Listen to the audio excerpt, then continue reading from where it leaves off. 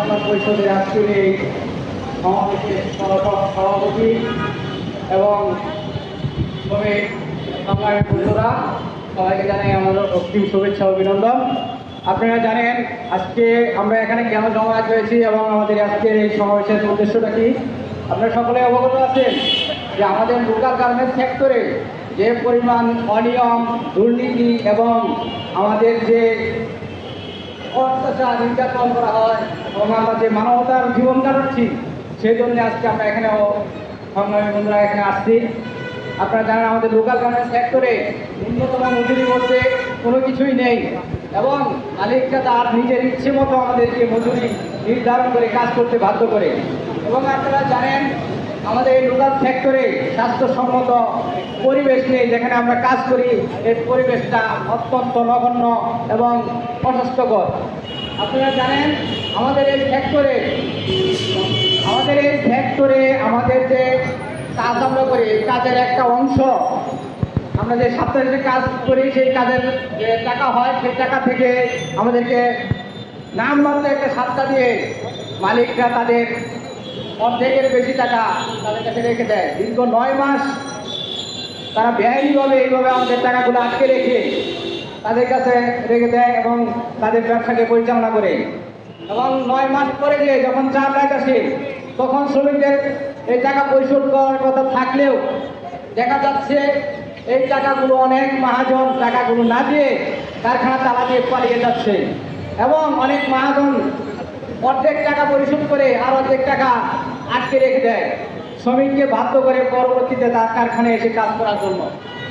আমরা এই পরিস্থিতি থেকে বেরিয়ে আসার জন্য আজকে একতাবদ্ধ হয়েছি এবং আগামীতে আমরা আমাদের সংগ্রামকে আরও বেগবান করব। এবং আজকে যে এই লোকাল সেক্টরে আপনারা দেখবেন আমাদেরকে 8 ঘন্টা ডিউটি, সেখানে আমাদেরকে 16 ঘন্টা 14 ঘন্টা ডিউটি করানো হচ্ছে। আমাদেরকে মালিককে বাধ্য করছে এই ডিউটিগুলো করতে, তার কারণ তাদের কাছে আমরা যে কাজ করছি সেই টাকাগুলো আটকে আছে। আমরা যদি কাজ না করি তারা আমাদেরকে ওই টাকাগুলো দিবে না বলে হুমকি দাঁড়িয়ে দিচ্ছে। আপনারা জানেন 8 ঘন্টা ডিউটির পরে অতিরিক্ত দ্বিগুণ মজুরি দিয়ে তাদেরকে ওভারটাইম করাতে হয়। যদি ডিউটি তারা বেশি করে 8 ঘন্টার পরে, তাহলে তাদেরকে ওভারটাইম দিতে হয়। কিন্তু আমাদের এই লোকাল সেক্টরে ওভারটাইমের কোনো সিস্টেম নেই। তারা আমাদেরকে যে কাজ করায় 14 ঘন্টা 16 ঘন্টা, তার দ্বিগুণ কোনো মজুরি দেওয়া হয় না।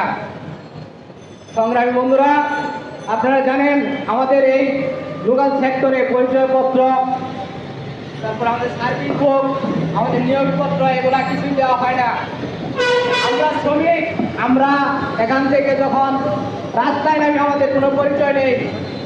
আমরা যে শ্রমিক, আমাদের কোনো পরিচয় থাকে না। আমরা কোনো সমস্যায় বললে আমরা কোনো আইনি সহযোগিতা পাই না। তার একটাই কারণ, আমাদের কোনো নাই। আমরা সার্ভিস বুক, পরিচয়পত্র এবং নিয়োগপত্র চাই। আপনারা জানেন আমাদের এখানে নিরাপদ পানি যে খাওয়ানো হয়, সেটা একটা সময় পুরো বিল মহাজনরা দিত, কিন্তু এখন দেখা যাচ্ছে তার অর্ধেক বিল তারা দেয়, অর্ধেক বিলের কাছ থেকে কেটে নেওয়া হয়। আমরা এর প্রতিবাদ জানাই এবং আমরা পুরো পানির বিলটাও মহাজনদের কাছ থেকে চাই।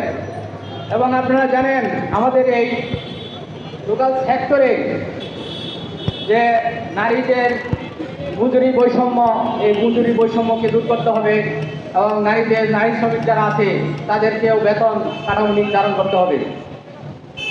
আপনারা জানেন আমাদের লোকাল সেক্টরের যে বর্তমান পরিস্থিতি আছে, মজুরি আমাদেরকে দেওয়া হয়, সেই মজুরি দিয়ে আসলে আমাদের জীবন ধারণ করা অসম্ভব হয়ে পড়েছে।